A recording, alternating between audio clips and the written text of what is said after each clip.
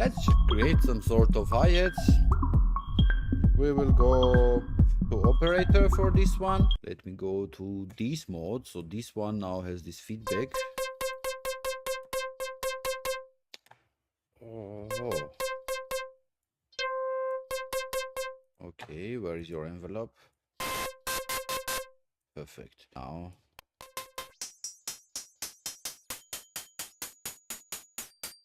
let's make this 8.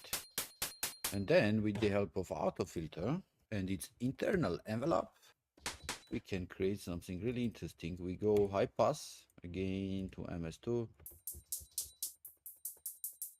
And then I will do the opposite here. What if we make this shorter? It's sounding quite organic now. We just need this. Super simple. Another cool trick, I want it to become a bit more metallic. I will put an hybrid reverb on top, of course on only convolution algorithm, and I will just search for metallic hi-hat. I need only one shot. Okay, see, and what I love here, I can tweak the size.